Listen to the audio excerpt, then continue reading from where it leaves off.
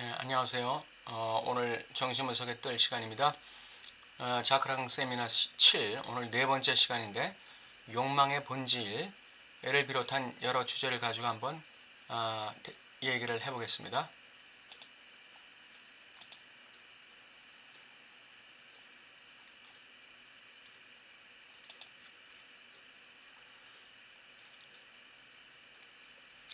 자크랑 세미나 7, 정신분석의 윤리. 네, 프로이드의 쾌락의 본질, 짐승성의 극복. 프로이드의 쾌락은 본질적으로 이 네이처, 이 자연성, 그러니까 이거 자연이라는 거를 그 물질적인 자연으로 생각하면 안 되고, 이 짐승성, 이 동물성, 이 괴물성, 이런 걸 얘기하는 것이죠. 프로이드의 쾌락은 바로 이 쾌락의 이 본능적 쾌락의 그 동물성, 그걸 극복해야 된다는 게 프로이드의 쾌락의 본질입니다.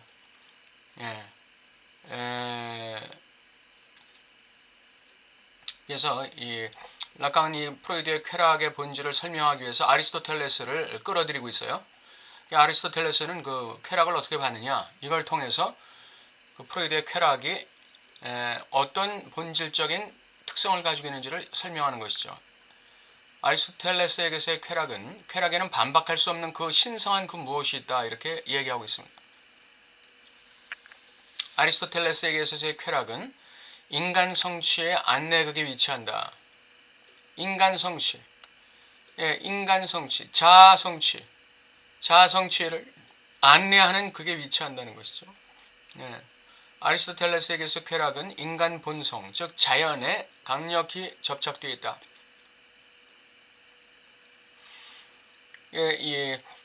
여기서 he's born to nature라고 되어 있는데 원문에는 he's born to nature.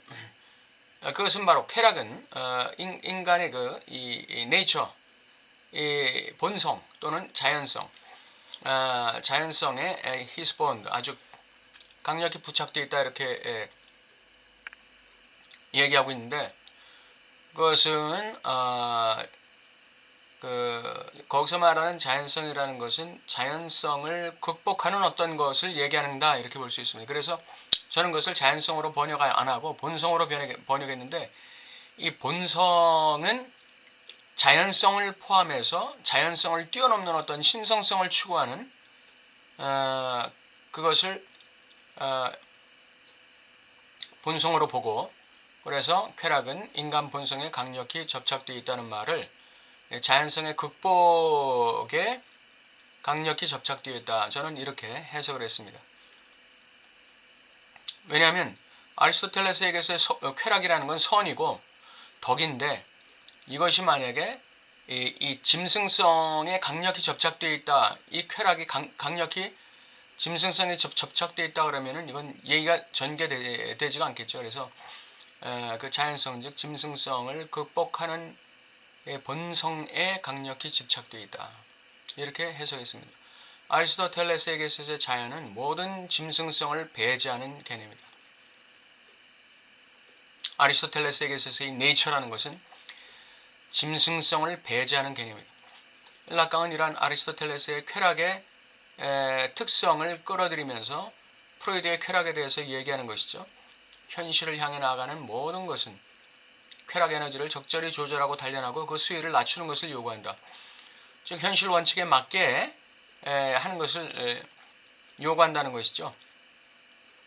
극단적 쾌락을, 짐승적 쾌락을 추구하는 것을 조절하고 짐승성을 말하자면 조련하고, 그리고 그 수위를 낮춰서 짐승성을 극복하는 것을 프로이드의 쾌락의 본질로 보고 있다, 이렇게 라칸은 얘기하고 있습니다. 벌거벗은 임금님이라는 동화를 예로 들면서 벌거벗었다는 의미에 대해서 라칸이 얘기하고 있습니다. 벌거벗은 임금님에서 그 벌거벗었다는 의미가 주는 함의가 있습니다. 왕이 벌거벗었다는 말은 단순히 보편적 환상의 폭로 수준이 아니라 왕이 입은 줄 알고 있지만 사실은 벗은 것이죠. 그 보편적 환상의 폭로 수준이 아니라 격조 높은 목소리로 선언하는 차원이다. 즉 윤리적 차원에 속하는 발언이다. 이건 무슨 말이죠? 단순한 폭로가 아니라는 것이죠. 이것은 윤리적 차원의 발언이라는 것입니다. 벌거벗었다는 거, 이것은 결국은 결여를 얘기하는 것 아니겠어요? 상실을 얘기하는 거잖아요. 주체의 상실과 결여를 직면시키는 하나의 격조 높은 목소리다. 윤리적인 목소리다. 이런 얘기죠. 단순한 폭로가 아니다 이거죠. 벌거벗었다는 말은 주체의 결여와 상실의 필연성, 운명성을 강조하는 말이며 그것은 그 어떠한 허구적인 옷으로도 결코 가릴 수 없는 완전한 상실이다. 락강은 인간의 결여와 상실을 irrespectable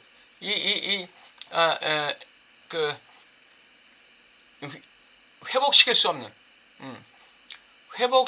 없는 궁극적인 어떤 그 상실이다.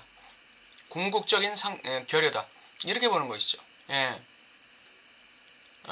그래서 그것은 어떠한 허구적인 옷으로도 결코 가릴 수 없는 완전한 상실이고 완전한 결여다. 벌거벗었다는 것은 그가 뭔가 옷을 입고 있었음을 전제로 하는 말이다. 옷을 입고 있었다는 것 자체가 허구임에 틀림없지만 또한 그것은 주체의 벌거벗음의 필수적인 요소이다. 벌거벗었다는 것은 그 주체가 뭔가 옷을 입고 있다는 걸 전제하는 것이고 옷을 입고 있다는 것은 주체가 벌거벗었다는 것을 전제로 하는 것이죠.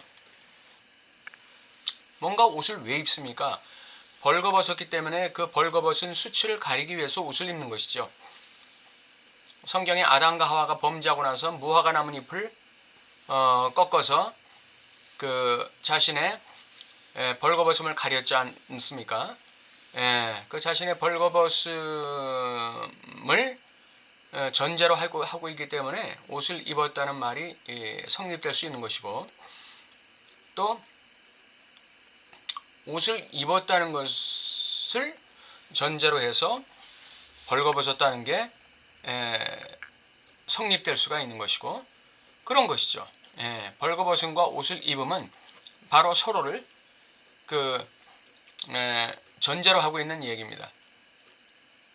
그래서 이 락강이 하고자 하는 얘기는 옷을 입고 있다는 것은 허구임에도 불구하고 그것은 주체의 벌거벗음을 지칭하는 주체의 벌거벗음을 증거하는 그런 필수적인 요소다 이렇게 주장하는 것이죠. 주체는 자신의 벌거벗음을 충분히 볼 수 없다. 즉 실제를 100% 만날 수 없다. 이 벌거벗었다는 의미. 자신의 벌거벗음을 보는 순간에 주체는 굉장한 고통과 그 흑암 속으로 혼돈 속으로 떨어지는 것이죠. 공허함 속으로 떨어지는 거예요. 그러니까 인간의 3대 실제는 뭐냐? 흑암과 공허와 혼돈입니다. 그러니까 주체가 자신의 벌거벗음을 볼 때 주체는 흑암과 어두움과 혼돈, 무질서와 공허, 텅 빔으로 들어가는 것이에요. 그러나 이 흑암과 혼돈과 공허의 실제는 만날 수가 없는 것이죠. 그럼에도 불구하고 이 주체는 고통스러워하는 것이죠. 굉장한 두려움이 여기에 있는 것입니다. 자신의 벌거벗음을 벌거벗음이 드러난다는 것, 벌거벗음이 남에게 응시된다는 것, 이거 굉장한 고통이죠. 주체 스스로 자신의 벌거벗음을 보지 못하면 타자에 의해 자신의 수치를 볼 수밖에 없다. 이게 이제 그 벌거벗음의 아이러니예요. 나 자신의 벌거벗음을 내가 입는 옷으로 가리면 내 자신의 벌거벗음이 다 가려질 수 있을 텐데 그렇지 않다는 거예요. 내가 어떤 옷으로 나의 벌거벗음을 가리려고 해도 결국 나의 벌거벗음이 실제로 나에게 다가올 때 내가 그것을 막지 못한다는 것이죠. 내 스스로 나의 벌거벗음을 대면하고 그 벌거벗음을 내가 상징화시키지 않으면 타자에 의해서 나의 벌거벗음이 드러날 수밖에 없다.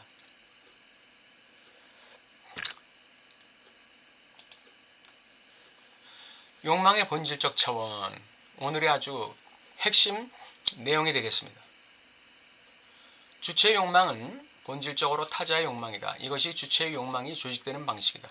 주체는 자신의 욕망을 어떻게 조직합니까? 바로 타자의 움직임을 통해서, 타자의 몸의 움직임을 통해서 자기의 욕망을 조직하고, 타자의 결여를 응시하면서, 그리고 타자가 자신의 결여를 메우는 어떤 대상을 추구하는 움직임을 보면서 주체는 자신의 욕망을 조직하는 것이죠. 타자의 결여와 욕망을 우회해서 주체의 욕망이 조직된다. 캐브어이라는 질문은 타자를 향하지만 결국 자기 자신에게로 돌아온다. 그렇죠. 어린아이의 그 질문은 당신 나에게 도대체 원하는 게 뭡니까? 이렇게 질문하지만 결국 그것은 자기 자신에게로 돌아오는 마조히즘적 질문이 되는 거죠. 다시 말하면 나는 그러면 무엇을 욕망해야 하는가? 그럼 나는 어떤 욕망을 욕망해야 하는가? 이게 욕망의 본질이에요. 나는 어떤 욕망을 유지하고 있어야 하는가? 어떤 욕망을 욕망하기를 유지하고 있어야 하는가? 이것이 타자의 욕망을 우회하는 주체의 마조히즘적 질문이 됩니다. 자기 자신에게 고통스러운 질문을 던지는 것이죠. 자기 자신에게 던지는 고통스러운 질문, 이것이 바로 나는 어떤 욕망을 지향해야 하는가 이것이죠. 꿈이란 사실 주체의 욕망을 함의하고 있지만 더 정확히 말하면 꿈은 주체의 욕망의 내용을 포함하고 있기보다는 주체가 지금 욕망하기를 욕망하고 있는가에 대한 질문, 즉 캐브어이의 질문에 마조히즘적 회귀라고 할 수 있다. 캐브어이의 질문에 마조히즘적 회귀를 증거하는 것이 바로 꿈이죠. 꿈이란 것은 주체의 욕망을 담고 있고, 그 욕망을 담고 있다는 것은 어떤 구체적인 욕망을 담고 있다기보다는 주체가 무언가를 욕망하고 있는가, 그것을 탐색하고 살펴보기를 무의식은 꿈을 통해서 주체에게 요구하고 있는 것이죠. 무의식이 꿈을 통해서 주체에게 무엇을 요구한다고요? 당신은 지금 무언가를 욕망하고 있습니까? 이걸 지금 주장하고 있는 것이죠. 욕망의 본질은 주체가 자신의 욕망의 대상을 원할 만한 가치가 있는지에 대한 확신의 문제를 포함하고 있다. 그것이 주체가 추구할 만한 가치 있는 욕망의 대상인가? 이게 이제 그 욕망의 본질 중에 하나라고 할 수 있죠. 주체가 자신이 뭔가를 욕망하는데 그 욕망의 대상이 과연 욕망할 만한 가치가 있는 것인가? 바람직한 가치가 있는 것인가? 거기서 이제 윤리성이 이제 대두되는 것이죠. 욕망의 윤리성이 대두되는 것입니다. 과연 그것이 그 욕망의 대상이 주체가 추구할 만한 가치 있고 보람이 있는 욕망의 대상이냐? 이게 욕망의 윤리입니다. 본능의 경지에서 마조히즘의 근본적 성격이 제기하는 질문. 본능의 경지에서, 주체의 본능의 경지에서, 다시 말하면 주체의 쾌락 원리, 쾌락 원칙의 경지에서 마조히즘의 근본적 성격이 제기하는 질문은 나의 근본적인 벌거벗음의 결여의 문제를 어떻게 해결할 것인가? 나의 근본적인 이 수치의 문제를 어떻게 해결할 것인가? 이것이 이게 진정한 그 쾌락 원칙이 지향하는 하나의 그 지향점이라고 할 수 있죠. 이게 표적이라고 할 수 있죠. 쾌락 원칙은 고통을 용납하지 않잖아요. 그런데 쾌락 원칙이 고통을 배제하고 자기 자신에게 신경계적인 어떤 그 향유 즐거움을 추구하는 게 쾌락 원칙인데, 그 쾌락 원칙의 또 하나의 본질적인 차원은 뭐냐? 그것은 바로 자신의 벌거벗음의, 다시 말하면 결여, 자신의 그 수치, 이 문제를 어떻게 해결할 것인가? 이게 이제 본능의 경지에서 반드시 제기되는 질문입니다. 이게 이 벌거벗음이라는 거, 이 결여, 이 수치의 문제를, 이 실제의 문제를 내가 어떻게 대면하고 어떻게 스탠스를 갖고 어떻게 태도를 갖고 어떻게 반응하고 어떻게 해결할 것인가. 이 문제가 결국은 캐브어이의 마조히즘적 회귀가, 즉 캐브어이라는 질문이 마조히즘적으로 회귀해서 나라는 주체에게 질문하는 이 질문에 대한 그 말하자면 이 구체적인 내용이에요. 나 자신에게, 주체 자신에게 던지는 질문의 구체적인 내용이 뭐냐? 당신의 벌거벗음, 당신의 결여, 당신의 수치를 어떻게 해결할 것인가? 이게 진정한 욕망이다 이거죠. 욕망의 본질이다 이거죠. 욕망의 변증법이 나르시즘적 쾌락을 지향하면 허구의 변증법이 되고, 욕망의 변증법이 마조히즘적 쾌락을 지향하면 욕망과 충동의 변증법이 된다. 예. 욕망의 변증법이 자기애적인 쾌락을 추구하면, 그냥 단순한 쾌락 원칙에 지배를 받고 쾌락을 추구하는 그런 방향으로 가게 되면 이것은 정말 허구적인 변증법이 되는 것입니다. 이거는 거짓말적인 변증법이 되는 거예요. 이거는.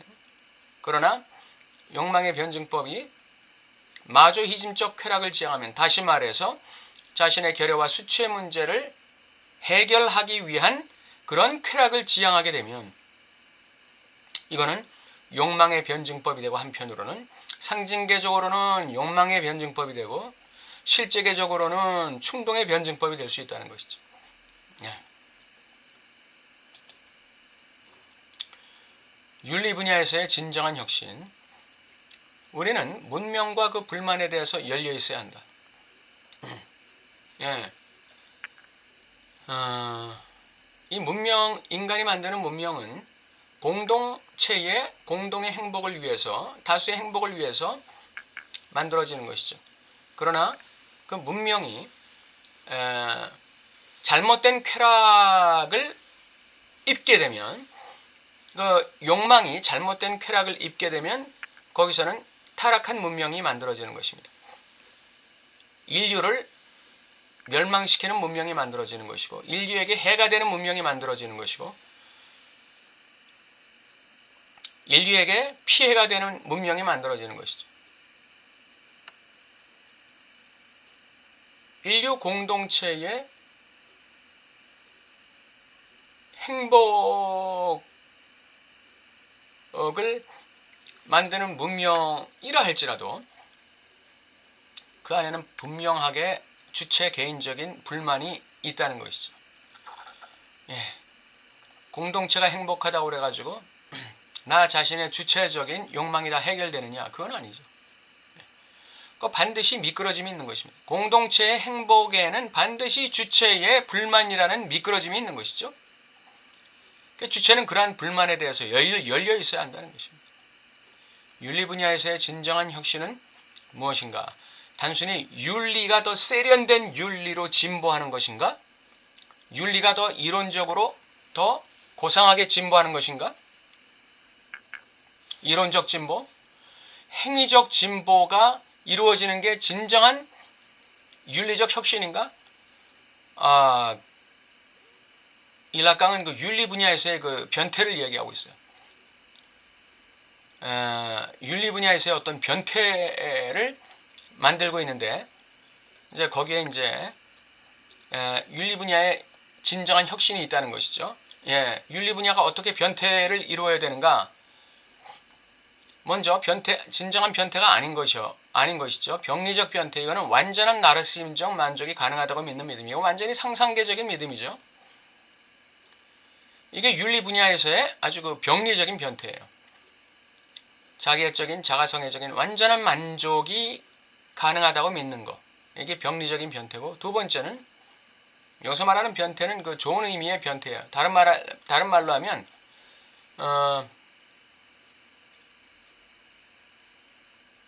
변환, 윤리의 변환, 윤리의 진정한 진보, 윤리의 진정한 혁신, 이런 말로 바꿀 수가 있죠.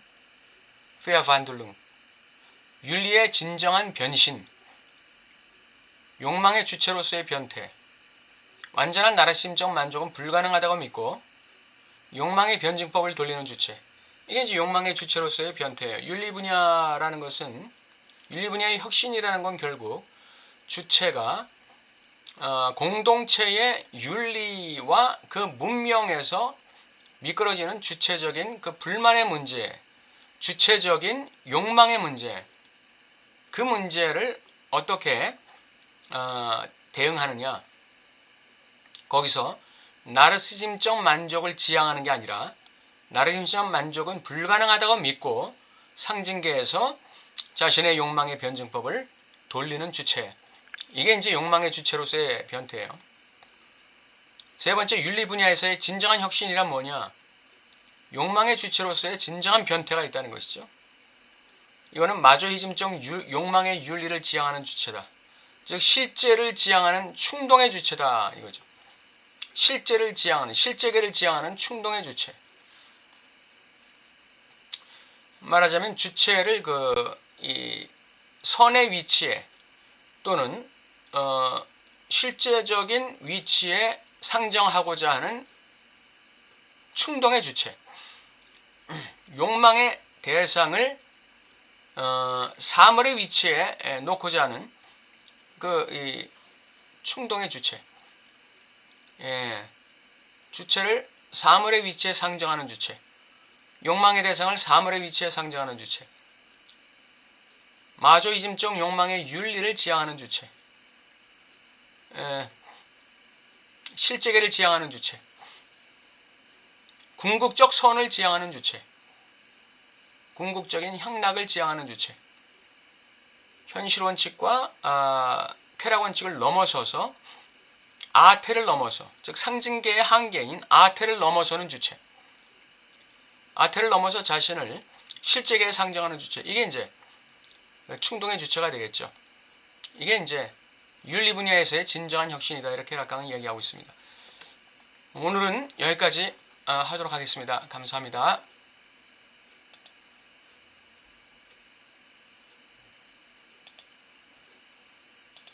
네, 들어주신 여러분 감사합니다.